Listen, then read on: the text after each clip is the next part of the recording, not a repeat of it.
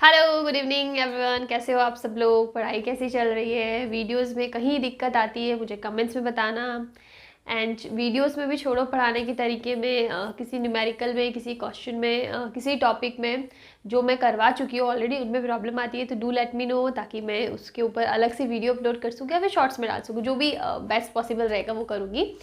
And हम लोगों ने हमारा जो पिछले वीडियो था उसके अंदर पास्कल्स लॉ के बारे में बात करी थी। मैं आपको बता दूं, हम लोग क्लास 11 की जो पार्ट सेकंड फिजिक्स है ना, वो कर रहे हैं। उसमें हमने जो फर्स्ट चैप्टर है वो कंप्लीट कर लिया, which was properties of mechanical properties of solids, elasticity. Basically हमने उसके बारे में बात करी थी। और फिर हमने स्टार्ट किया था हमारा second chapter which is properties of fluids. तो उसके अंदर हम लोगों ने एक सबसे पहला जो वीडियो था वो बेसिक प्रेशर और डेंसिटी के बारे में बात करी थी, रिलेटिव डेंसिटी के बारे में बात करी थी। देन हमने पास्कल्स लॉ और उसकी कुछ एप्लीकेशंस लाइक हाइड्रोलिक लिफ्ट वगैरह जो था उसके बारे में बात कर ली थी। Now we have the next topic which is Bernoulli's principle. काफ़ी इंपॉर्टेंट है, इसके काफ़ी अच्छे अच्छे एप्लीकेशंस है, इसमें न्यूमेरिकल्स भी बहुत अच्छे अच्छे बनते हैं। तो बिल्कुल ध्यान से पूरा वीडियो देखना। कहीं दिक्कत आती है मुझे बताना, लेकिन आप वीडियो को पूरा देखा करो ताकि आपको चीज़ समझ में आए। देखो, आप वीडियो को 5 मिनट देखते हो, फिर को नहीं समझ में आ रहा, आप दूसरा वीडियो स्टार्ट कर लेते हो, आपका काफ़ी टाइम वीडियोस देखने में ही निकल जाता है और जिसमें आप टॉपिक कवर कर ही नहीं पाते हो। तो ट्रस्ट मी, आप कोई भी वीडियो देखो, आप कंप्लीट देखो ना, आपको कुछ समझ में आएगा। ऐसा बीच बीच में छोड़ दोगे तो आपको ना तो समझ में आएगा, आपका टाइम जो निकल रहा है वो अलग चीज़ है। तो बिल्कुल वीडियो को अच्छे से पूरा देखना ताकि आपके कॉन्सेप्ट क्लियर हो। उसके अंदर फिर कई प्रॉब्लम आती है तो मुझे कमेंट करके ज़रूर बताना। तो आज हम लोग स्टार्ट करते हैं हमारा topic which is Bernoulli's principle. Bernoulli's principal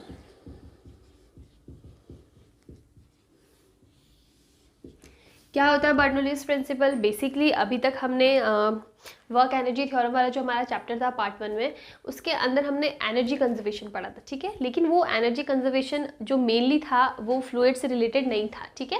वो एक बेसिक प्रिंसिपल था जिसको आप अलग अलग वेरिएंट, आप अलग अलग प्रॉपर्टीज़ के लिए यूज़ कर सकते हो। यहाँ पे अगर मैं बर्नौलीज़ प्रिंसिपल को एक छोटे स्टेटमेंट में बोलूँ तो it is the conservation of energy but for fluids. Fluids के लिए जो कंजर्वेशन ऑफ एनर्जी होता है ना, उसका प्रिंसिपल है। इसके अंदर एक दो टर्म एक्स्ट्रा आ जाती है, बाकी वो जो पुराने कॉन्सेप्ट है वो तो डेफिनेटली यूज़ होने वाला है। तो इससे पहले हमने स्ट्रीमलाइन फ्लो पढ़ा था, ठीक है। स्ट्रीमलाइन फ्लो पढ़ा था प्लस इक्वेशन ऑफ कंटिन्यूटी पढ़ा था। वो दोनों बहुत इंपॉर्टेंट है, वो यहाँ पे भी काम आने वाला है। तो अब हम लोग उसी स्ट्रीमलाइन फ्लो को देखो। मैंने आपको बताया था कि जब किसी भी फ्लूइड की वेलोसिटी एक particular velocity that is critical velocity से कम होती है तो हम लोग उसको बोलते हैं स्ट्रीमलाइन फ्लो। मतलब बेसिकली एक प्रॉपर पैटर्न को फॉलो करता है, उसकी जो स्पीड है वो टाइम के साथ कांस्टेंट रहती है एक इंस्टेंट में, ठीक है। और दूसरा था टर्बुलेंट। टर्बुलेंट फ्लो में क्या होता है, उसकी जो वेलोसिटी होती है वो क्रिटिकल वेलोसिटी से काफ़ी ज़्यादा होती है, वेलोसिटी पे कांस्टेंट नहीं रहता है और वो किसी प्रॉपर पैटर्न को, किसी प्रॉपर शेप को फॉलो नहीं करती है। और हमारी जो मेन स्टडी है ना पूरे चैप्टर में वो इसके स्ट्रीमलाइन फ्लो के लिए रहेंगे। हम लोग टर्बुलेंट फ्लो की बात नहीं करते, नहीं उसके ऊपर क्वेश्चन आते हैं, ठीक है। तो वो इतना सोचने वाला कुछ नहीं है। तो हम लोगों ने इससे जस्ट पहले वाला टॉपिक था उसमें इक्वेशन ऑफ कंटिन्यूटी पढ़ा था। वहाँ पे हमने ट्रंकेटेड जो सरफेसेस रहते हैं ना उसके बारे में बात करी थी कि कैसे वेलोसिटी क्रॉस सेक्शनल एरिया पे डिपेंड करती है। वो चीज़ हमने पढ़ी है, नहीं पढ़ी तो प्लीज़ जाके वीडियो चेक करना। तो उसी को आगे कंटिन्यू करते हम लोग एक पाइप लेते हैं, ठीक है। पाइप ऐसा जिसकी जो क्रॉस सेक्शनल एरिया है वो वेरिएबल हो, अ pipe of variable cross sectional area, ठीक है। ये अब वेरिएबल क्रॉस सेक्शनल एरिया कैसे, ये हमारा एरिया जहाँ से जिसके परपेंडिकुलर फ्लूइड एंटर कर रहा है ना, हमें सिर्फ वही एरिया लेना, हमें इस पूरे का एरिया नहीं लेना, ठीक है। कहाँ से एंटर कर रहा है, यहाँ से एंटर कर रहा है, इसका एरिया दैट इज A1 हम लोग लिख सकते हैं। फिर यहाँ से आउट होगा इसका एरिया A2। दिस सरफेस, ये जो सर्कुलर रिंग, सर्कुलर डिस्क जैसा सरफेस आएगा ना, that is our cross sectional area A1 and A2 हो जाएगा। चलो ठीक है। अब हमने मान लिया कि यहाँ से हमारा लिक्विड एंटर कर रहा है, ठीक है। लिक्विड एंटर कर रहा है तो कुछ टाइम बाद में लिक्विड कुछ यहाँ आ जाएगा और उसी टाइप से इसको भी थोड़ा सा आगे बढ़ाना पड़ेगा या फिर यहाँ ले लेते, चलो ये, ठीक है, ये ले लिया। अब आप देखो, हम लोग मान रहे कि यहाँ जब ये एंटर कर रहा है ना, अब मैंने आपको बताया था कि जब क्रॉस सेक्शनल एरिया अलग अलग होना तो लिक्विड की या फिर फ्लूइड की वेलोसिटी भी क्या होगी, अलग अलग ही रहने वाली। ये चीज़ क्लियर है। तो वही चीज़ हम लोग कर रहे हैं कि यहाँ पे इसकी वेलोसिटी v1 होगी और यहाँ पे इसकी वेलोसिटी v2 होगी। क्यों? बिकॉज क्रॉस सेक्शनल एरिया दोनों का अलग अलग है, इसका A1 है और A2 है। अब मैं ये बात नहीं कर रही कौन सा ज़्यादा कौन सा कम है, वो चीज़ हमें पता होनी चाहिए। अगर क्रॉस सेक्शनल एरिया छोटा है तो वेलोसिटी कंपैरेटिवली ज़्यादा होगी, ठीक है, और यहाँ पे क्रॉस सेक्शनल एरिया थोड़ा बड़ा है तो वेलोसिटी कंपैरेटिवली कम होगी। इन दोनों के कंपेयर करें तब की बात है। चलो ठीक है, और ये जो स्टडी हम लोग करें ना एक छोटे से टाइम डेल्टा टी के अंदर करें कि डेल्टा टी टाइम में यहाँ का लिक्विड थोड़ा सा यहाँ पे पास करा, उसी टाइप से फॉर एग्जांपल हम लोग ओरिजिनल लेंथ ये ले लेते हैं, ठीक है, मैंने वो पहले बना दिया उसको आगे फॉरवर्ड नहीं करा, ये आप ओरिजिनल लेंथ ले लो और ये डेल्टा टाइम टी के बाद में होगा, यही चीज़ होगी। तो ओरिजिनली ये ऐसा था और कुछ टाइम डेल्टा टी के बाद में इसकी पोजीशन यहाँ पे आ जाती है, ये चीज़ क्लियर हो गई। चलो ठीक है, अब आप देखो तो ये भी डेल्टा टी स्मॉल टाइम के अंदर हम लोग स्टडी कर रहे हैं। ओके, अब मैं बता रही हूँ हम लोग यहाँ पे जो बर्नौलीज़ का प्रिंसिपल है मैंने पहले ही बताया, वो एक एनर्जी कंजर्वेशन से रिलेटेड है। कैसे रिलेटेड है वो चीज़ें धीरे धीरे क्लियर हो जाएगी, बट यस इसके अंदर हम लोग कंजर्वेशन ऑफ एनर्जी की बात करेंगे। व्हाट टाइप ऑफ एनर्जीज हम लोग अभी पढ़ने वाले हैं। तो अगर हम लोग एनर्जी कंजर्वेशन की बात करें तो हम लोग वर्क एनर्जी थ्योरम की तो बात करेंगे ना, बिकॉज हमने ये सारी चीज़ें पढ़ चुके हैं। देखो इसमें वापस बताने जैसा कुछ नहीं है, नहीं समझ में आ रहा आप पुराने इस वीडियो चेक करो, यही टॉपिक से रहेगा वर्क एनर्जी थ्योरम, उसके ऊपर न्यूमेरिकल्स भी रहेंगे और उसका थ्योरी भी रहेगा। तो उसके अकॉर्डिंग अगर मैं बात करूँ वर्क डन, तो वर्क डन क्या होता है P/V, that is pressure into volume. अगर मैं फ्लूइड्स की बात कर रही हूँ, ठीक है, गैस हो चाहे लिक्विड हो, तो उनके लिए जो वर्क डन होता है ना वो होता है P/V। ये चीज़ भी हम लोग पढ़ चुके हैं, ठीक है ना, ठीक है। तो यहाँ पे प्रेशर की बात करूँ तो फॉर एग्जांपल यहाँ पे प्रेशर V1 है और यहाँ पे प्रेशर P2 है। कम ज़्यादा हम नहीं बात करें, लेकिन हमें ये पता है कि दोनों जगह प्रेशर भी अलग अलग रहेगा। तो ये P1 हो गया, ये P2 हो गया। चलो ठीक है, नाउ सी अगर मैं बात करूं वॉल्यूम की, तो हमें कहीं पे यहाँ पे वॉल्यूम नहीं गिवन है, लेकिन हमें एरिया गिवन है।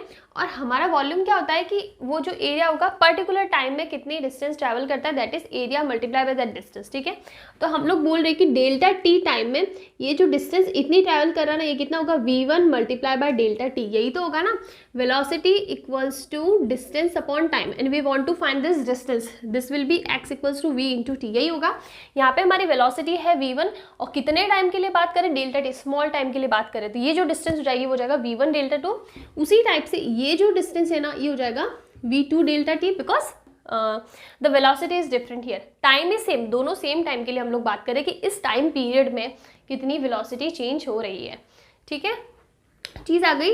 तो इन जनरल हमारा जो वर्क डन हो जाएगा ना वो जाएगा P एंड वॉल्यूम, और वॉल्यूम कितना होने वाला है, वॉल्यूम हो जाएगा एरिया इंटू डिस्टेंस, डिस्टेंस कितना है इन जनरल ले रहे तो ये हो जाएगा V इंटू डेल्टा टी होगा।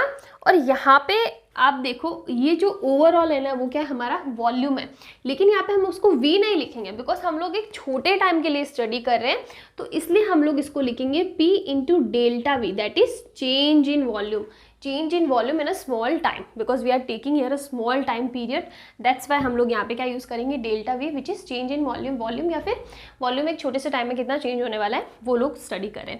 तो ये जनरल फॉर्मूला आपको समझ में आ गया, ठीक है। तो यहाँ पे अब हम लोग इस फॉर्मूले से क्या लिख सकते हैं, हम लोग लिख सकते हैं कि we have W work done, total work done निकालना है इस पूरे सिस्टम के लिए, टोटल वर्क डन निकालना है। तो अब यहाँ पे देखो सबसे पहला W1 अगर मैं बात करूँ इस ये वाले पोर्शन के लिए बात करूँ तो क्या हो जाएगा P1 इंटू डेल्टा V होगा, ठीक है, चलो ठीक है। और W2 की अगर मैं बात करूँ तो कितना हो जाएगा, W2 हमारा हो जाएगा P2 इंटू डेल्टा V। अब आप लोग बोलेंगे कि मैंने V1 या V2 के लिए क्या लिखा, जो चेंज इन वॉल्यूम है ना छोटे से टाइम के लिए, because the time period is same, change in volume same, because हम लोग स्ट्रीमलाइन फ्लो की बात कर रहे हैं। स्ट्रीमलाइन फ्लो में एक पर्टिकुलर पॉइंट में टाइम के साथ में जो वेलोसिटी है वो चेंज नहीं होती है, तो अगर हम लोग स्ट्रीमलाइन फ्लो रहे ना तो that change in volume will be same for both the sides, ये चीज़ आपको पता पड़ गई। चलो ठीक है, अब इसके अंदर देखो अगर मैं बात करूँ total work done, total work done, तो that should be total work done, that should be W1 plus W2, but the trick is यहाँ पे अगर मैं बात करूँ प्रेशर, तो यहाँ पे प्रेशर इस डायरेक्शन में लगेगा और इसी डायरेक्शन में इसका फ्लो हो रहा है, ठीक है ना, जिस डायरेक्शन में प्रेशर लग रहा है उसी डायरेक्शन में फ्लो लग रहा है, तो W1 तो पॉजिटिव रहने वाला है। लेकिन यहाँ पे देखो फ्लो हो रहा है इस डायरेक्शन में और प्रेशर लगेगा ऐसे, प्रेशर हमेशा outside towards the surface perpendicular लगता है ना, इस पे इस डायरेक्शन में लगेगा तो इस पे इस डायरेक्शन में लगेगा। ये चीज़ मैं आपको बहुत बार पिछली वीडियो में समझा चुकी हूँ। ओके, तो यहाँ पे प्रेशर लग रहा है इस डायरेक्शन में और फ्लो हो रहा है इस डायरेक्शन में। V2 इज दिस साइड और प्रेशर लग रहा है इस डायरेक्शन में। इसका मतलब यहाँ पे जो वर्क डन होगा ना वो क्या होगा, नेगेटिव होगा। नेगेटिव होगा तो यहाँ पे हमारा टोटल वर्क डन कितना हो जाएगा, P1 माइनस P2 और कॉमन ले लेंगे delta V। This is our equation number 1। ये चीज़ आई थिंक सबको समझ में आ जानी चाहिए। मैंने ट्राई करा है कि मैं सिंपलेस्ट तरीके से आपको समझा सकूँ। सो हमारे पास टोटल वर्क डन आ गया P1 माइनस P2 और ब्रैकेट में हो जाएगा delta V, that is change in volume. चलो ठीक है, इस चीज़ को हम लोग एक साइड में लिख देते हैं बिकॉज हमें स्पेस भी चाहिए। तो हमारा टोटल वर्क डन है ना वो हो जाएगा P1 माइनस P2 ब्रैकेट में चेंज इन वॉल्यूम। ये हो गया टोटल वर्क डन। अब जब भी हम लोग कंजर्वेशन ऑफ एनर्जी की बात करते हैं ना, हम लोग दो टाइप की एनर्जी लेते हैं। एक एनर्जी लेते हैं काइनेटिक एनर्जी और एक लेते हैं पोटेंशियल एनर्जी। वही एनर्जी का स्टडी हमें करना है। अब इसके लिए पहले हम लोग कुछ चीज़ें ले लेते हैं। तो हम लोग इसको वापस बनाते हैं, थोड़ी सी चीज़ें कम कर लेते हैं बिकॉज ये सारी चीज़ें हमें नहीं चाहिए। तो आप देखो ये हमारा हो गया, ठीक है। एरिया हमने चेंज कर लिया, ये हमें चाहिएगा, ये हो जाएगा A1, ये हो जाएगा A2, ठीक है।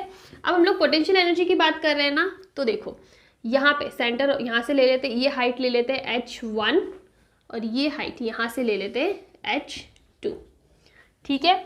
अब इसके अंदर एक ही लिक्विड फ्लो हो रहा है, ठीक है, एक ही लिक्विड फ्लो हो रहा है, उसकी डेंसिटी हम लोग ले लेते हैं रो। ये भी जो चीज़ ठीक है। अब सबसे पहले हम लोग बात करें पोटेंशियल एनर्जी की। तो इन जनरल हमारे पास जो पोटेंशियल एनर्जी है ना उसका फॉर्मूला क्या होता है, mgh, बिकॉज हम लोग हाइट पे बात कर रहे हैं। क्या इन दोनों के लिए पोटेंशियल एनर्जी सेम होगी? नहीं, सेम नहीं होगी because the height is not same, height is different, height change है। यहाँ पे H1 है, यहाँ पे H2 है। ये हमने जो सरफेस लिया है ना वो ट्रंकेटेड टाइप का सरफेस है, वेरिएबल क्रॉस सेक्शनल एरिया वाला, और ये इसके लिए जो हाइट होगी वो भी अलग अलग होगी। तो ये H1 हो गया, ये H2 हो गया। अब देखो बस, जब भी हम लोग फ्लूइड्स की बात करेंगे ना, सबसे बड़ा चेंज जो पोटेंशियल एनर्जी और फ्लूइड्स के केसेस में जो पोटेंशियल एनर्जी उसमें आने वाला है वो है मास। और हम लोग यहाँ पे मास की बात नहीं करते, हम लोग फ्लूइड्स के केस में बात करते हैं किसकी, डेंसिटी की। तो we have to change this mass into density, और कैसे वो आपको पता चल जाना चाहिए अभी तक, which is we know the density rho equals to mass per unit volume. तो we can write mass equals to density into volume which is rho V. ये चीज़ हमें पता है, लेकिन हमें ये भी पता है कि हम लोग यहाँ पे v की बात नहीं कर रहे, हम लोग change in volume that is delta v की बात कर रहे हैं, जो हमने अभी अभी पढ़ा है। तो हमारी जो पोटेंशियल एनर्जी हो जाएगी ना वो कितनी हो जाएगी, टोटल पोटेंशियल एनर्जी की मैं बात करती हूँ तो हमारे पास हो जाएगा रिलेशन सी, पोटेंशियल एनर्जी हो जाएगी rho delta v g into H होगा। लेकिन यहाँ पे चेंज है दोनों के लिए, तो पोटेंशियल एनर्जी कितनी हो जाएगी, rho delta V G H2 minus H1। H2 बड़ा है ना, तो H2 माइनस H1। यहाँ से यहाँ तक पोटेंशियल एनर्जी में क्या चेंज आया, वही तो होगा ना। हम लोग चेंज इन पोटेंशियल एनर्जी की बात कर रहे हैं, तो टोटल पोटेंशियल एनर्जी बोल दो तो यही होने वाला है कि यहाँ से यहाँ तक जब जो लिक्विड है ना हमारे अंदर जो फ्लूइड भरा हुआ वो फ्लो हुआ, तो यहाँ से यहाँ तक उसकी पोटेंशियल एनर्जी में कितना चेंज आया। हमने जब वर्क डन बात करा ना, यहाँ पे भी हम लोग चेंज की बात कर रहे हैं, ठीक है। तो उसी टाइप से पोटेंशियल एनर्जी में हम लोग चेंज बात करें, मैंने मास को रो इंटू डेल्टा वी में चेंज कर दिया, बाकी चीज़ सेम रही। H2 ज़्यादा है तो H2 माइनस H1 कर दिया। उसी टाइप से हम लोग बात करते हैं काइनेटिक एनर्जी या फिर change in kinetic energy. Formula क्या होता है, हाफ mv² होगा। दूसरी चीज़ आप देखो, यहाँ पे देखो आप है ना, इसको इस तरीके से लेना, H2 हाइट ज़्यादा है कम है हम लोग उसकी बात नहीं कर रहे। हमारा जो ये पाइप है ना वो इधर भी हो सकता है नीचे, और उस केस में क्या हो जाएगा, जो H2 है वो छोटा हो जाएगा, H1 बड़ा हो जाएगा। तो हम लोग नॉर्मली यही लेके चलेंगे, final potential energy minus initial potential energy, और उससे हमारे पास ये रिलेशन आया है। अब हम लोग बात करें काइनेटिक एनर्जी की, which is half mv²। Again m को हम लोग चेंज कर लेंगे रो इंटू डेल्टा वी के अंदर, हो जाएगा half rho delta we and v²। अब हम लोग चेंज की बात कर रहे हैं, final potential energy minus initial final velocity minus initial velocity. इसको हमने लिया था v1, इसको हमने लिया था v2, तो हम लोग लिख सकते हैं v2 का स्क्वायर माइनस v1 का स्क्वायर। आ गया। चलो ठीक है, अब हमें डायग्राम की कोई नीड नहीं है, हम लोग इसको हटा देते हैं। तो ये सारी चीज़ हमने पढ़ी है। तो अब आप देखो हमारे पास क्या आएगा, total energy W equals to change in kinetic energy plus change in potential energy. ये चीज़ आप बहुत बार वर्क एनर्जी थ्योरम वाले चैप्टर में पढ़ चुके हो। तो हमें पता है total work done equals to change in kinetic energy plus change in potential energy. यही तो होता है ना वर्क डन की जो डेफिनेशन होती है, वही होता है टोटल वर्क डन कितना है। तो आप यहाँ पे देखो W इक्वल्स टू, या फिर W का हमारे पास फॉर्मूला हम लोग डायरेक्टली पुट कर लेते, इसको लंबा नहीं खींचते। W का फॉर्मूला हमारे पास क्या है, this is our equation number 1, this is our equation number 2 and this is our equation number 3। तो 1 से हमारे पास है P1 minus P2 and delta V equals to change in kinetic energy, this is half rho delta V V2 square minus V1 square हो जाएगा, plus potential energy, change in potential energy which is rho delta V G और H2 minus H1 होगा। ये चीज़ देखो यहाँ तक I think किसी को कोई प्रॉब्लम नहीं होनी चाहिए। अब आप देखो, अब आपको क्या करना है, यहाँ पे सब जगह डेल्टा V कॉमन आ रहा है, तो हम लोग डेल्टा V को कट कर लेते हैं, या फिर हम लोग इसको लिख सकते हैं कि जो टोटल एनर्जी पर यूनिट वॉल्यूम, हम लोग इसको इस तरीके से भी कर सकते हैं। तो ये जगह P1, अब हम लोग ये हटा देते हैं, हमने सारी वैल्यूज पुट कर दी है, तो हम लोग इसको क्लियर कर देते हैं, ठीक है। तो अब देखो, अब हमारे पास क्या रिलेशन आ रहा है, P1 minus P2 equals to half rho V2 square minus V1 square plus rho G H2 minus H1, ये रिलेशन आ गया। अब आप जो भी 1 वाली टर्म है वो इस साइड ले लो, सेकंड वाली टर्म को उधर ले लो, तो क्या हो जाएगा P1, यहाँ पे क्या हो जाएगा प्लस का half rho V1 square plus हो जाएगा रो जी, माइनस है ना तो इधर आके प्लस हो जाएगा रो जी H1 इक्वल्स टू P2, ये माइनस का है तो इधर जाके प्लस हो जाएगा, plus half rho V2 square plus rho G H2। ये हमारे पास फाइनल इक्वेशन आई, और इसी को हम लोग बर्नौलीज प्रिंसिपल कहते हैं, या फिर हम लोग क्या लिख सकते हैं, P plus half rho V square plus rho g H equals to constant. This is our Bernoulli's principle. यहाँ तक जो मैंने डेरिवेशन कराया, और डेरिवेशन में जो भी टर्म्स जहाँ से भी आ रही है ना, उनके बारे में जो भी मैंने थ्योरी बताई है, उसमें कहीं प्रॉब्लम आती है तो बिल्कुल पूछना, because this is very important. आपको ये चीज़ें कंसेप्ट समझ में आना चाहिए कि कैसे हाइट को हमने लिया है, कैसे हमने एनर्जी ली है, सारी चीज़ें आपको पता होनी चाहिए। तो यहाँ तक कन्फ्यूजन होता है, डू लेट मी नो। और ये हमारा रिजल्ट आ रहा है, और इसी रिजल्ट को हम लोग क्या बोलते हैं, बर्नौलीज प्रिंसिपल कहते हैं। और ये जो प्रिंसिपल है, ये जो फॉर्मूला है, ये जो स्टेटमेंट आ रहा है, रिलेशन आ रहा है, इसको कैसे आप एप्लीकेबल अप्लाई कर सकते हो, कैसे इस चीज़, क्या चीज़ को ये शो कर रहा है। तो सिंपली जिस टाइप से हमने वर्क एनर्जी थ्योरम में जब हमने पढ़ा था ना, total energy is constant, kinetic energy plus potential energy is constant. मतलब अगर किसी भी सिस्टम, किसी भी आइसोलेटेड सिस्टम की बात करें जहां हम लोग बाहर से कुछ भी एक्सटर्नल कोई चीज़ अप्लाई नहीं करें, तो उस केस में क्या होता है, उसकी total energy is constant, total energy constant रहती है। एक फॉर्म से दूसरे फॉर्म में चेंज हो सकता है, मतलब काइनेटिक एनर्जी पोटेंशियल एनर्जी में चेंज हो सकती है, पोटेंशियल एनर्जी काइनेटिक एनर्जी में चेंज हो सकती है, लेकिन वो जो सम है ना वो कांस्टेंट रहना चाहिए। फॉर एग्जांपल, किसी सिस्टम के लिए आपके पास टोटल एनर्जी है 15 वाट। अब वो स्टार्टिंग में 15 वाट में 7.5 काइनेटिक एनर्जी था और 7.5 sorry joule, not watt, joule. Total energy 15 joule थी, तो 7.5 जूल आपके पास काइनेटिक एनर्जी थी और 7.5 आपके पास क्या थी, पोटेंशियल एनर्जी थी। तो ये जो सम है ना 15 जूल का, ये कांस्टेंट रहना चाहिए, चाहे इसमें 10 जूल पोटेंशियल एनर्जी हो जाए, 5 जूल काइनेटिक एनर्जी हो जाए, या फिर टोटल 15 जूल काइनेटिक एनर्जी या 15 जूल पोटेंशियल एनर्जी हो जाए। But the actual thing is कि आपका जो सम है, टोटल एनर्जी है कि वो 15 जूल थी, that should be constant for the system, through out the system, वो चीज़ आपको सेम रहनी चाहिए।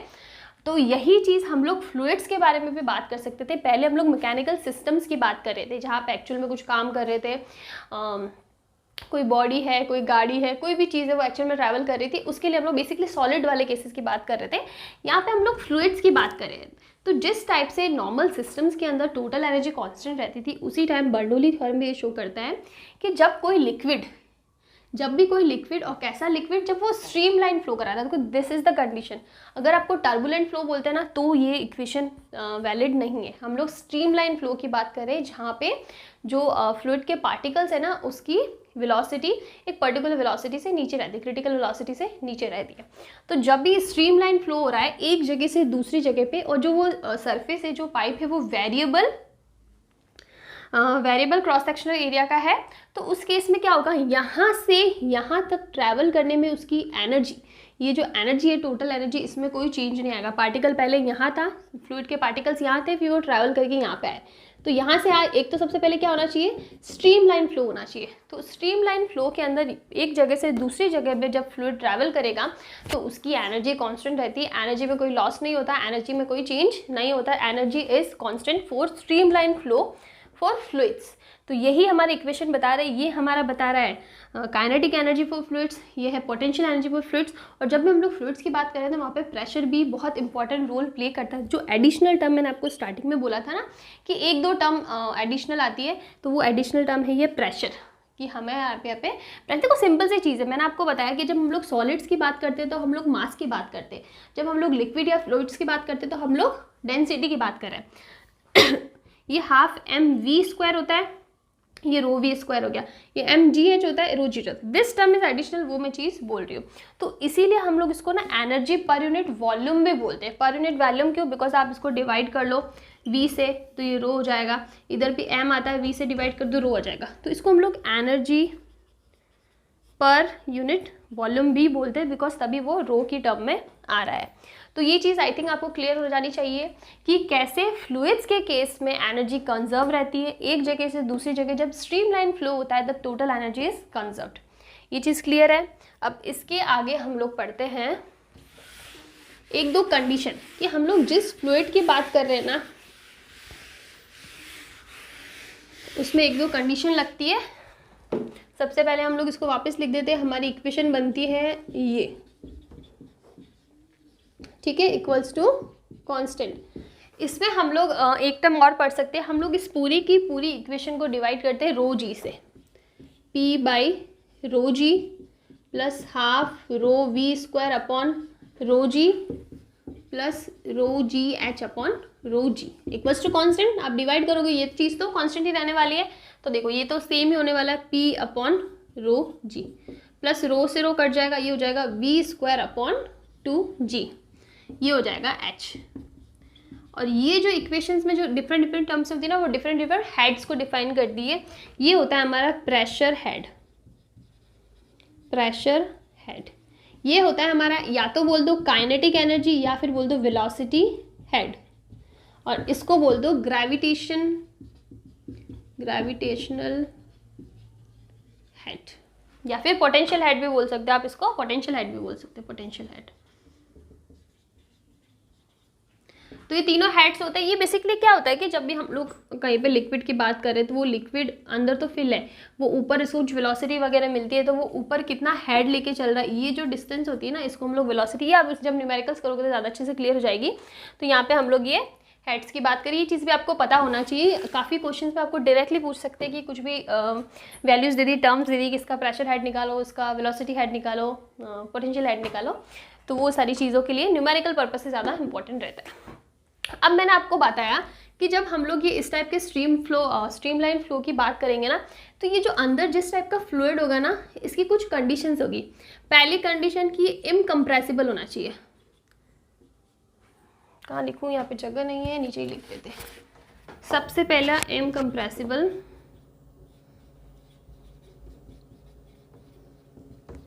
दूसरा नॉन विस्कस, नॉन विस्कस। ये दो कंडीशन है कि इनकम्प्रेसिबल होना चाहिए और नॉन विस्कस होना चाहिए। ऐसा क्यों? सबसे पहली बात, हमने विस्कोसिटी अभी नहीं पढ़ा है तो मैं ज़्यादा डिटेल में नहीं जाऊँ, एक छोटा सा बता देती हूँ कि जब भी हम लोग फ्लूइड की बात करें ना, कि कोई भी कंटेनर उसके अंदर फ्लूइड है, तो फ्लूइड जो होता है ना वो लेयर्स की फॉर्म में होता है, ठीक है। ऐसा नहीं होता कांस्टेंट एकदम जेली का जेली फ्लूइड होता है, नहीं। फ्लूइड अलग अलग एकदम थिन लेयर्स ऑफ लिक्विड, हम लोग बोल सकते हैं थिन लेयर्स ऑफ फ्लूइड बन के पूरा का पूरा कंटेनर में शेप लेता है।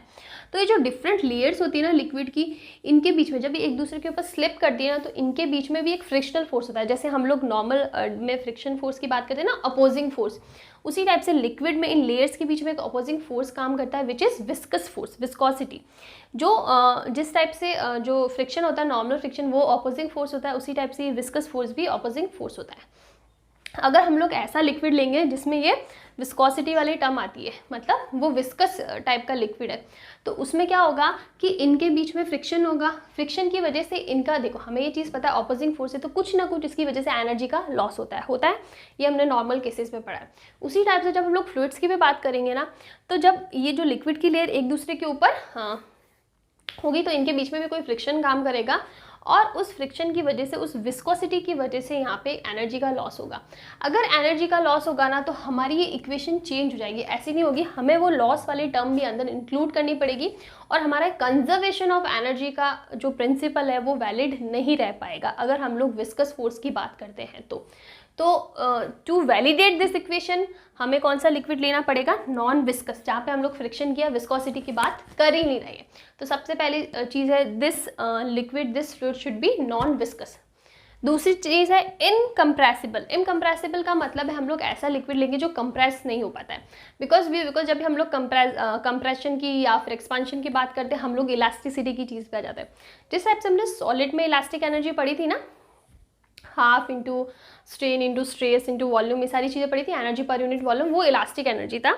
तो उसी टाइप से अगर हम लोग यहाँ पे कंप्रेसिबल फ्लूइड लेते हैं तो वहाँ पे हमें इलास्टिक एनर्जी को भी कंसीडर करना पड़ेगा। एंड बिकॉज हम लोग यहाँ पे एनर्जी कंजर्वेशन की बात कर रहे हैं, तो अगर हम लोग इलास्टिक टाइप का या कंप्रेसिबल टाइप का फ्लूइड लेते हैं तो हमें उस टर्म को भी इंक्लूड करना पड़ेगा जो कि हमने हमारे इस प्रिंसिपल में, हमारे इस रिलेशन में नहीं लिया है। तो उसको अवॉइड करने के लिए हम लोग फ्लूइड कैसा लेंगे, इनकम्प्रेसिबल, जहाँ पे इलास्टिक किसी टाइप का कंप्रेसिबल एनर्जी, इलास्टिक एनर्जी के चांसेस ही नहीं रहे, और हमारे लिए चीज़ें कैलकुलेट करना थोड़ा सा ईजी रहे। तो हम लोग बेसिकली ये चीज़ कब करें कि हमारी जो कैलकुलेशंस है ना थोड़ी सी ईजी हो जाए, इसलिए हम लोग मान रहे हैं कि the liquid should be low viscous, मतलब विस्कोसिटी कम होनी चाहिए, नहीं होनी चाहिए, लो विस्कस एंड इनकम्प्रेसिबल, जो कंप्रेस नहीं होता है, जहाँ पे हमें इलास्टिक एनर्जी काउंट नहीं करनी पड़े।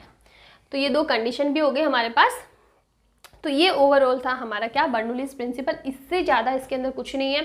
इक्वेशन कैसे आई आपको पता होना चाहिए, इक्वेशन के एप्लीकेशंस क्या है पता होना चाहिए, क्या दो कंडीशंस, इसमें मेनली दो कंडीशंस लगती है वो आपको पता होने चाहिए, और जो मेन कॉन्सेप्ट है ना कि आपको कैसे इसको यूज़ करना है वो चीज़ आपको पता होनी चाहिए, बस, इससे ज़्यादा कुछ भी नहीं है। तो यहाँ पे हमारा बर्नौलीज प्रिंसिपल, तो जो इसका थियरी और जो इसका डेरिवेशन है वो कंप्लीट होता है। अब हम लोग बात करते हैं इसके कुछ एप्लीकेशंस की।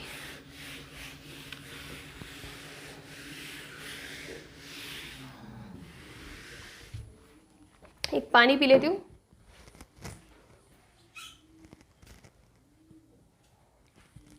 ओके, तो अब देखो, हमने ये चीज़ पढ़ी कि जब भी कुछ ऐसा होगा हमारे पास कोई भी लिक्विड, ठीक है, कि जहाँ पे जो क्रॉस सेक्शनल एरिया है ना वो क्या है, अलग अलग है। तो क्रॉस सेक्शनल एरिया अलग अलग, तो हमें पता है कि वेलोसिटी भी क्या होगी, अलग अलग होगी। और हमें ये भी पता है कि जहाँ पे क्रॉस सेक्शनल एरिया कम होगा, यानी थोड़ा सा नैरोअर टाइप का पाइप होगा, वहाँ पे वेलोसिटी क्या होगी, ज़्यादा होगी। जहाँ पे थोड़ा सा ब्रॉड एरिया होगा वहाँ पे वेलोसिटी कम होगी। ये चीज़ हमें पता है। लेकिन हमें ये चीज़ तो पता है, लेकिन हमें प्रेशर, ये भी पता है कि हमें प्रेशर अलग अलग होगा, यहाँ पे दोनों पे प्रेशर अलग अलग होगा, जो हमने हमारे पिछले डेरिवेशन में कंसीडर भी करा है। लेकिन क्या रिलेशन होगा, P1 is greater then P2 या फिर P2 is greater then P1, ये चीज़ हमें नहीं पता। What we know is A2 is greater than A1 in velocity V1 is greater than V2, ये चीज़ हमें पता है। क्रॉस सेक्शनल एरिया A2 ज़्यादा है कंपैरिजन में, वेलोसिटी V1 की ज़्यादा है, बिकॉज यहाँ पे क्रॉस सेक्शनल एरिया कम, ये पता है। लेकिन P1 और P2 में क्या रिलेशन है, हमें ये पता है कि दोनों अलग अलग है। अगर दोनों अलग अलग है तो कुछ तो रिलेशन होगा, कम ज़्यादा, वो चीज़ हमें नहीं पता। तो जो हम लोग कंटिन्यूटी इक्वेशन पढ़ते हैं ना, उसी को हम लोग आगे लेके आते हैं। कंटिन्यूटी इक्वेशन में हमने क्रॉस सेक्शनल एरिया और वेलोसिटी के बीच में रिलेशन फाइंड करा था। We said AV equals to constant, ये चीज़ हमने पढ़ी थी। Now the next thing is कि प्रेशर के बीच में क्या रिलेशन है, उसी को आगे करते हैं, और वो बर्नौली के प्रिंसिपल से आएगा। कैसे आएगा, हमारी बर्नौली की प्रिंसिपल क्या बोलती है, P1 plus half rho V square plus row GH is constant. ये है हमारी इक्वेशन। अब आप देखो, हम लोग हाइट की बात करते हैं, हम लोग पॉइंट लेते हैं ऐसा, ये वाला, कि ये दोनों के लिए हाइट क्या है, सेम है। हम लोग ऐसे लिक्विड की या फिर ऐसी सिचुएशन की बात कर रहे हैं जहाँ पे हाइट सेम ले रहे हैं हम लोग, ठीक है, कि एक ही हाइट पे लिक्विड है, ये हाइट H1, ये हाइट H2, और ये क्या हो जाएगा, H1 इक्वल्स टू H2 होगा। हाइट सेम है, हाइट में कोई चेंज नहीं करा है। तो आप यहाँ पे देखो, ये जो रिलेशन होता है ना, इसको अगर मैं ओपन करूँगी तो क्या हो जाएगा, रो जी H1 इक्वल्स टू दूसरी साइड कुछ टर्म आएगा रो जी H1, दोनों सेम है H1 तो ये दोनों तो कैंसिल आउट हो जाएगी ना। बेसिकली हम लोग ये जो चेंज इन पोटेंशियल एनर्जी पढ़ते हैं ना, रो जी H2 माइनस H1, यही चीज़ हमने पढ़ी थी बर्नौली के प्रिंसिपल में। तो अगर ये दोनों सेम है तो इसकी वैल्यू क्या हो जाएगी, 0। तो ये वाली टर्म तो हमारी हटी गई, ठीक है। हम लोग इसको देखते हैं, ये वाली टर्म तो हमारी हटी गई।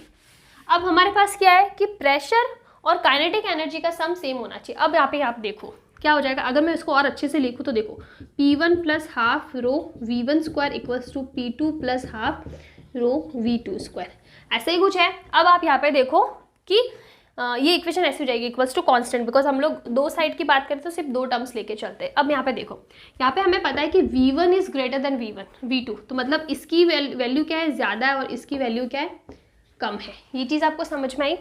अब आप आगे देखो, हमें पता है कि इनका सम सेम होना चाहिए, सम सेम होना चाहिए। फॉर एग्जाम्पल दोनों का सम है 15, ठीक है। कितनी वैल्यू एनर्जी हमें नहीं पता, क्या इसकी यूनिट है नहीं पता, 15 दोनों का सम है। अब मुझे पता है कि इसकी वैल्यू ज़्यादा है, फॉर एग्जाम्पल इसकी वैल्यू 10 है और इसकी वैल्यू कंपैरेटिवली कम है, तो इसकी वैल्यू मान ली 8।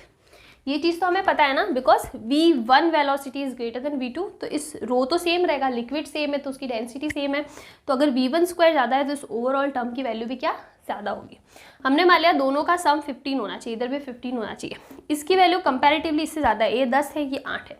अब आप P1 की वैल्यू निकालो, इसकी आएगी 5 और इसकी वैल्यू कितनी आएगी, 7 आएगी ना। 5 प्लस 10 15, 7 प्लस 8 15। तो इस रिलेशन से हमें पता पड़ता है कि P2 is greater then P1, पता पड़ रहा है ना। इसका मतलब है कि अगर दोनों का सम कांस्टेंट है और एक टर्म की वैल्यू ज़्यादा हो रही ना, तो दूसरे टर्म की वैल्यू थोड़ी सी कम रहनी पड़ेगी, ताकि ओवरऑल जो सम रहे वो सेम रहे। ओवरऑल जो क्वांटिटी है, ओवरऑल जो वैल्यू है ना, उसको बैलेंस करने के लिए अगर एक ज़्यादा है तो दूसरे को थोड़ा सा कम होना पड़ेगा, ताकि दोनों का जो सम है वो क्या रहे, कांस्टेंट रहे, कांस्टेंट वैल्यू आए, सेम रहे। ये चीज़ आपको समझ में आई। तो इस बर्नौली के प्रिंसिपल से हमें पता पड़ा कि जहाँ पे वेलोसिटी ज़्यादा होगी ना, वहाँ पे प्रेशर क्या होगा, कम होगा। आप देखो हमारे पास रिलेशन है V1 is greater than V2 and P1 is less than P2। इसका मतलब P2 ज़्यादा होता है और V1 ज़्यादा होता है। इसका मतलब जहाँ पे वेलोसिटी ज़्यादा है वहाँ पे प्रेशर क्या होने वाला है, कम होने वाला है। हमने किससे पढ़ा, बर्नौली के प्रिंसिपल से हमने ये चीज़ प्रूव करी। जब सेम हाइट हो, दोनों पॉइंट की हाइट सेम हो, तो वहाँ पे पोटेंशियल एनर्जी का रोल तो चला जाएगा। पीछे जो टर्म्स बचेगी उससे हमें कंक्लूजन निकाला है कि जहाँ पे वेलोसिटी ज़्यादा होगी वहाँ पे प्रेशर कम होगा, और जहाँ पे वेलोसिटी कम है वहाँ पे प्रेशर ज़्यादा होगा, और दोनों का सम क्या होने वाला है, कांस्टेंट रहने वाला है। ये चीज़ हमें समझ में आ गई। तो कंक्लूजन हमने ये पढ़ा, ये सारी चीज़ हम लोग हटा देते हैं।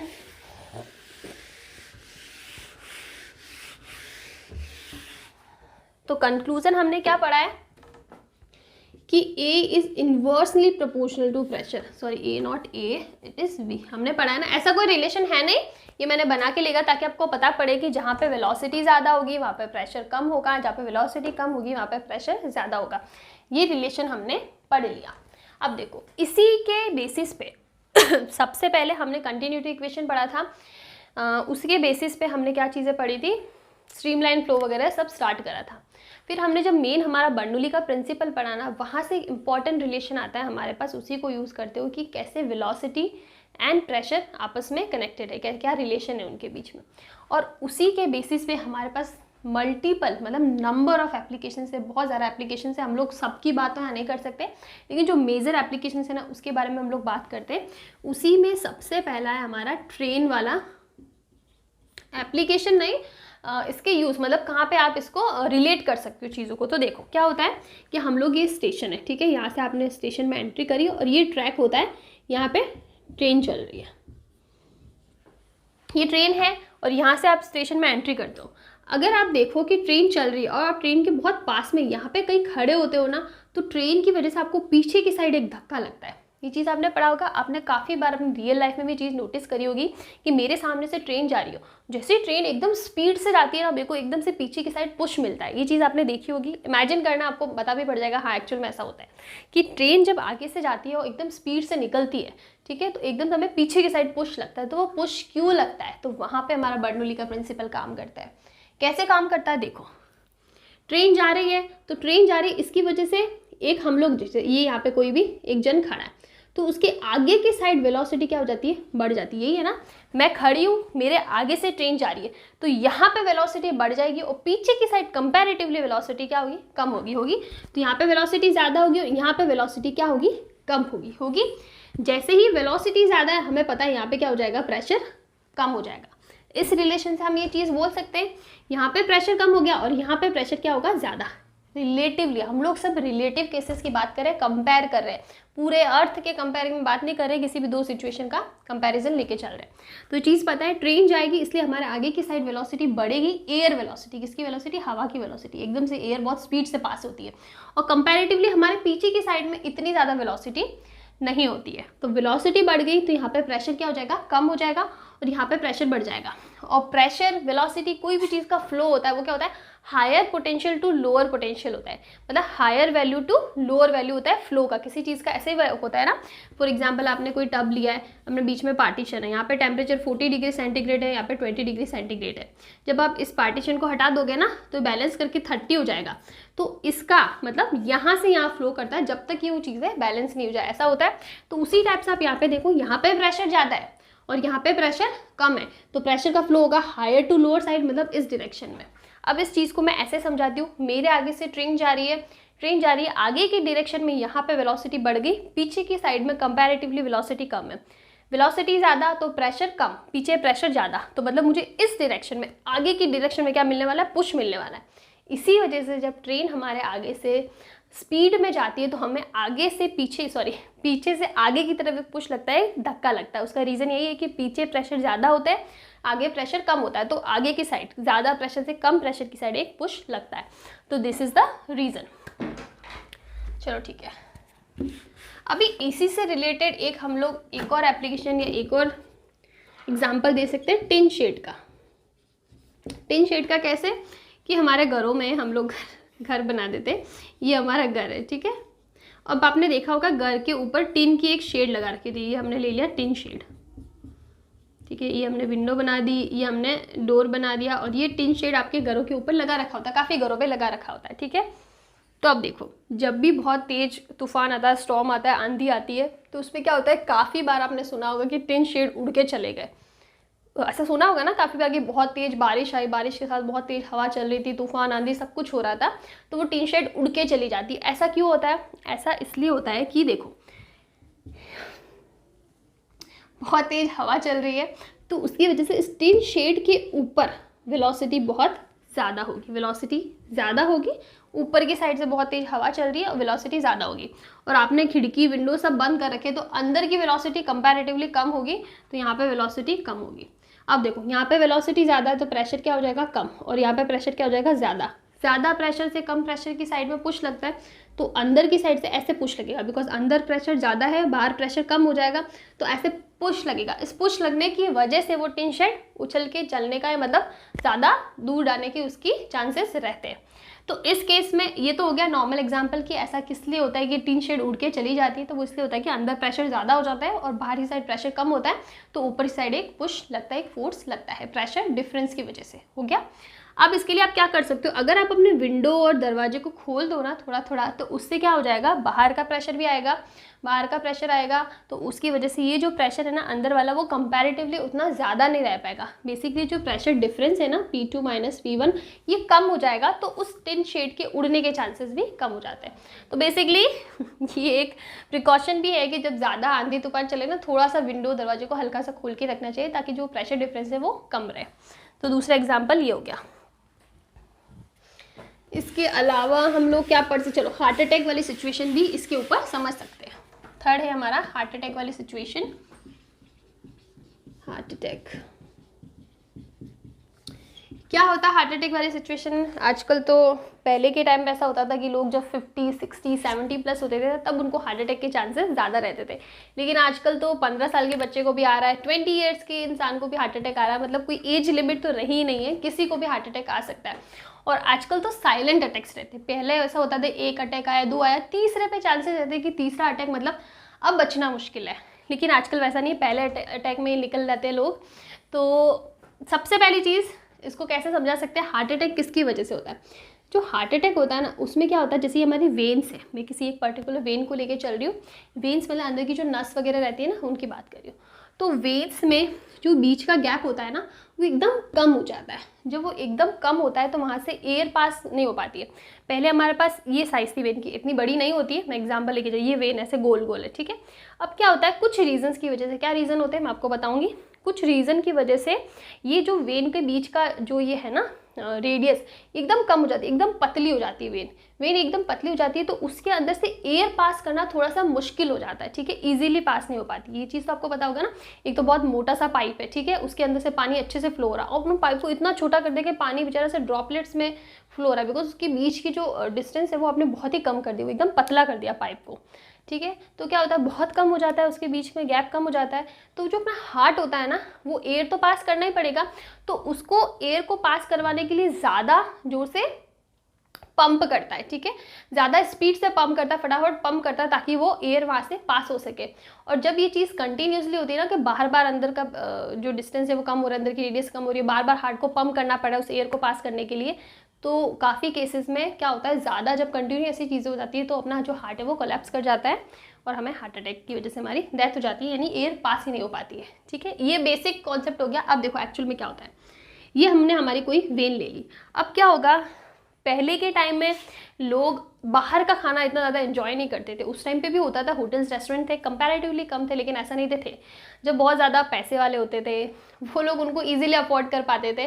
बाकी लोग, गाँवों के लोग इतना अफोर्ड नहीं कर पाते थे, वो घर का बना हुआ खाना ज़्यादा प्रेफर करते थे। लेकिन आजकल के टाइम फास्ट फूड, पानी पूरी, पिज़्ज़ा, बर्गर, सैंडविच, ये सब चीज़ें इतनी ज़्यादा हो गई, वो जंक है। जंक है मतलब उसके अंदर होता है ऑयल ज़्यादा, फैट ज़्यादा होता है। तब वो चीज़ें जब वो बहुत ज़्यादा खाने में आती है ना, तो हमारी इस वेन्स के बीच में कहीं ऐसे फैट इकट्ठे होने लगता है। ऐसा नहीं कि एक बार खा लिया फैट इकट्ठा हो, नहीं। अगर वो चीज़ें कंटिन्यूसली हो रही है, आप बहुत ज़्यादा बाहर का खाना खा रहे हो, पिज़्ज़ा वगैरह, ठीक है, उनमें फैट होता है, ऑयल होता है, मैदा होता है, जो कि डाइजेस्ट करने में बहुत डिफिकल्ट होता है, ठीक है, वो स्किन पे चिपकने लग जाता है अंदर की वेन्स में। तो वही चीज़ होती है, जब आप ज़्यादा फैट वाली चीज़ें खाते हो ना, तो फैट यहाँ पे कलेक्ट होने लगता है। अब देखो, कलेक्ट होने लग गया, इधर से एयर अच्छे से जा रही थी, अब ये कलेक्ट होने लग गया, तो यहाँ पे ये जो गैप है वो ऑलमोस्ट इसका हाफ हो गया। मैं सिर्फ थोड़ी सिचुएशन बता रही, बाकी एक्चुअल में इतना कम हो जाता है कि एयर पास ही नहीं हो पाती है। तो इनके बीच का जो गैप है वो कम हो गया, तो यहाँ से एयर पास करने में थोड़ी सी क्या होती है, प्रॉब्लम होती है। तो ये एयर पास करने में प्रॉब्लम होती है, तब हार्ट क्या करता है, तेज़ी से पंप करता है, तेज़ी से पंप करता है, जिससे यहाँ पे ये एयर इजीली निकल सके, ठीक है, ये एक बार हो गया। लेकिन जब वो चीज़ें कंटिन्यूसली आपके खाने में आती है ना, तो ये गैप कुछ ऐसा हो जाता है, ठीक है, ये ऐसा और ऐसा, कि एयर को पास करने में बहुत ज़्यादा डिफिकल्टी होती है, कि हार्ट और भी ज़्यादा स्पीड से पंप करने लगता है। और जब वो बहुत ज़्यादा स्पीड से पंप करने लगता है, और ये कंटिन्यूसली चीज़ें होती है, एक बार आपने एयर पास कर लिया, फिर वापस एयर आ रही है, फिर पास करने में प्रॉब्लम हो रही है, इसका मतलब हार्ट कंटिन्यूसली स्पीड से पंप करने लग जाता है। तब ऐसा होता है कि वो एयर पास नहीं कर पाता, और हमारा हार्ट क्या कर जाता है, कोलैप्स कर जाता है, और हमें हार्ट अटैक हो जाता है, या फिर इसकी वजह से डेथ्स वगैरह भी होती है। तो दिस इज़ द रीज़न, ये ऐसा होता है। लेकिन ऐसा क्यों होता है, आप देखो, ये गैप कम हो गया, कम हो गया। अब हमें पता है कि जब एरिया कम हो जाता है ना, तब वहाँ पे वेलोसिटी बढ़ जाती है। ये चीज़ हमने पढ़ी है कंटिन्यूटी इक्वेशन से। तो आप देखो कि पहले इतना स्पेस था जाने के लिए, अब वो स्पेस कम हो गया, स्पेस कम हो गया, यानी क्रॉस सेक्शनल एरिया कम हो गया, यानी वहाँ पे वेलोसिटी क्या हो गई, बढ़ गई। जैसे ही वेलोसिटी बढ़ जाती है, प्रेशर क्या हो जाता है, कम हो जाता है। प्रेशर क्या हो गया, कम हो गया। और बाहर कंपैरेटिवली प्रेशर क्या होता है, ज़्यादा होता है। तो आप देखो, यहाँ पे प्रेशर ज़्यादा, यहाँ पे प्रेशर कम, तो इसकी वजह से इस डायरेक्शन में प्रेशर लगता है। ऐसे होगा ना, बाहर से अंदर की तरफ ऐसे प्रेशर लगता है। तो जब ऐसे प्रेशर लगता है ना, तो वो वेन्स और ज़्यादा श्रिंक होने लगती है, और एयर को पास होने में और भी ज़्यादा डिफिकल्टी होती है, बिकॉज वो जो प्रेशर डिफरेंस है ना, वो टाइम से टाइम बढ़ता जाता है। जितना ज़्यादा प्रेशर डिफरेंस बढ़ जाएगा, उतनी ज़्यादा वेन्स में जो एयर को मूव करने के लिए स्पेस भी कम होती जाएगी, और हार्ट को उतनी ही स्पीड से पंप करना पड़ेगा, और उसी की वजह से हमें हार्ट अटैक के चांसेस रहते हैं। तो यहाँ पे बर्नौली प्रिंसिपल कैसे रिलेटेड है, ऐसे रिलेटेड है, बिकॉज जब वेन्स के बीच का गैप कम हो जाता है, तो वहाँ पे प्रेशर कम हो जाता है, और बाहर प्रेशर ज़्यादा हो जाता है। प्रेशर डिफरेंस की वजह से हमें वो वेन्स में प्रेशर भी ज़्यादा फील होता है, और हार्ट को उतनी स्पीड से पंप करना पड़ता है, तो हार्ट अटैक के चांसेस रहते हैं। ओके, तो ये हो गया। एक एग्जाम्पल हम लोग ले सकते हैं, एग्जाम्पल नंबर 4, वो है एयरक्राफ्ट विंग्स का। एयरक्राफ्ट विंग क्या होता है? एयरक्राफ्ट विंग का मतलब कि कि हमने एयरप्लेन में, आप लोगों में से कभी ना कभी किसी न किसी ने प्लेन में ट्रैवल करा होगा, नहीं करा होगा तो देखा तो ज़रूर होगा कि जो विंग्स होते हैं ना प्लेन के विंग्स, उनका शेप ऐसे नॉर्मल स्ट्रेट नहीं होता कि ऐसे बना दिया या गोलाई में बना दिया, ऐसा कुछ एक प्रॉपर पैटर्न नहीं होता। उसका पैटर्न कैसा होता है, कर्वी पैटर्न होता है और कुछ ऐसा होता है इस टाइप का, ठीक है, नॉर्मल। या फिर इस सबसे बढ़िया तरीका आप उसको लेके भी चल सकते हो कि हम लोग जब विंड मिल्स, तो आपने देखी होगी, नहीं देखी होगी तो फोटोज़ देखी होगी, तो विंड मिल्स की जो ये विंग्स होते हैं ना, उसमें कैसा होता है, देखो ऐसे होता है और ये ऐसे होता है, इस टाइप का शेप होता है, ठीक है। बेसिकली एक फिक्स नहीं होता है, कर्वी टाइप का शेप होता है। तो ऐसा क्यों होता है, ऐसा इसलिए होता है, देखो यहाँ पे डिस्टेंस कम है, इसका मतलब ये लेस कर्व्ड है, लेस कर्व्ड है, और ये ज़्यादा मोर कर्व्ड, ठीक है। ये हमें देखने को मिलता है इन बेसिकली जब भी कोई विंग होगा ना, उसकी नीचे की साइड कर्वेचर इतना ज़्यादा नहीं होता, ऊपर की साइड कर्वेचर क्या होता है, ज़्यादा होता है। अब आप देखो ये लेस कर्व्ड है, ये ज़्यादा कर्व है, ज़्यादा कर्व है, और सेम टाइम में हमें डिस्टेंस को ट्रैवल करना है, ठीक है, सेम टाइम में उतनी हमें स्पीड देनी है, तो यहाँ पे वेलोसिटी हो जाती है ज़्यादा और यहाँ पे वेलोसिटी हो जाती है कम। ये चीज़ आपने देखी होगी। ऊपर की साइड ज़्यादा डिस्टेंस से ऐसा शेप बना है कि ऊपर वाले विंग में ऊपर की डायरेक्शन में लेंथ ज़्यादा होती है, नीचे की डायरेक्शन में लेंथ कम होती है। ज़्यादा लेंथ है तो उस ज़्यादा लेंथ के लिए एयर को वहाँ से पास होने के लिए टाइम भी क्या लगेगा, ज़्यादा, बिकॉज हमको सेम टाइम में ऊपर नीचे सेम टाइम देना है, ठीक है।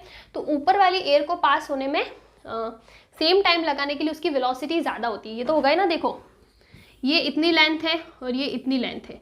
अब हमें इन दोनों लेंथ को सेम टाइम में पास करना है, तो इसका मतलब यहाँ पे वेलोसिटी ज़्यादा होगी ना, तभी तो ये सेम टाइम में कर पाएगी, इसमें वेलोसिटी कंपैरेटिवली कम होगी। ये चीज़ हमें पता है, बहुत बार हमने ये कंसेप्ट को देख भी चुका है। तो बेसिकली यहाँ पे वेलोसिटी ज़्यादा हो जाएगी, यहाँ पे वेलोसिटी कम हो जाएगी। यहाँ पे वेलोसिटी ज़्यादा है तो प्रेशर क्या हो जाएगा, कम, और यहाँ पे क्या हो जाएगा, प्रेशर ज़्यादा। और हमें पता है कि pressure, higher pressure to lower pressure का पुश लगता है, तो इसका मतलब नीचे से ऊपर की डायरेक्शन में पुश लगेगा। इसी वजह से ये विंग, अगर मैं प्रॉपरली विंड मिल की बात करूँ तो इसी वजह से यहाँ पे नीचे से ऊपर की डायरेक्शन में एक फोर्स लगता है, इसकी वजह से वो ऐसे राउंड राउंड ऐसे मतलब चक्कर निकाल सकती है। चीज़ समझ में आया किसकी वजह से होता है, प्रेशर डिफरेंस में, बिकॉज विंग में नीचे से ऊपर की डायरेक्शन में फोर्स लगता है। For example this is the wing of a wind mill, ठीक है, विंड मिल ले लो, प्लेन ले लो, कुछ भी ले लो। अब उसका शेप कुछ ऐसा बना है कि ये डिस्टेंस कम है और ये डिस्टेंस ज़्यादा है, तो यहाँ पे प्रेशर कम होगा, यहाँ पे प्रेशर ज़्यादा होगा, तो मुझे कुछ ऐसा फोर्स लगेगा, ठीक है, ऊपर से ऐसे नीचे से ऊपर की जगह ऐसे फोर्स लगेगा। तो ये फोर्स कंटिन्यू लगता रहता है, इसीलिए वो कंटिन्यू ऐसे घूमती रहती है। This is the concept behind wind mill. Aircraft wing जो होता है ना, कि आप एक पर्टिकुलर पैटर्न वाला विंग क्यों नहीं रखते, शेप कुछ ऐसा क्यों होता है, वो इसीलिए होता है, वो कर्वेचर बनाना होता है ताकि हम लोग उस प्रेशर डिफरेंस को क्रिएट कर सकते हैं। तो ये भी एक एग्जाम्पल है इसका। अब इसके बाद में एक इम्पॉर्टेंट है जो काफ़ी जगह पूछा भी जाता है, सिर्फ नाम से आता है उसका, which is number 5, Magnus effect. Magnus effect, या फिर इसको हम लोग स्पिनिंग इफेक्ट भी बोलते हैं, स्पिनिंग इफेक्ट। ये तो आप सब में से काफ़ी लोगों को पता ही होगा, जो लोग बॉयज़ मोड जो बहुत ज़्यादा क्रिकेट वगैरह देखते हैं, अभी चल भी रहा है वर्ल्ड कप, तो आप लोगों को ज़्यादा अच्छे से पता होगा। मैग्नस इफेक्ट के अंदर क्या होता है, हमने एक नॉर्मल बॉल ली, ठीक है, नॉर्मल बॉल की हमने एकदम नई बॉल है, उसमें कुछ भी चेंजेस नहीं करे, सही बॉल है, ठीक है। तो यहाँ पे क्या होता है, जब आप बॉल को फेंकते हो तो ऊपर के डायरेक्शन में प्रेशर और नीचे की डायरेक्शन में प्रेशर सेम रहता है, बिकॉज जो एरिया होता है ना, क्रॉस सेक्शन एरिया, वो भी सेम है, उसमें कोई चेंज नहीं, बॉल है इक्वल बना रखी होती है। यहाँ पे जितना प्रेशर है नीचे भी उतना प्रेशर है, तो प्रेशर डिफरेंस क्या हो जाएगा, डेल्टा P इज 0।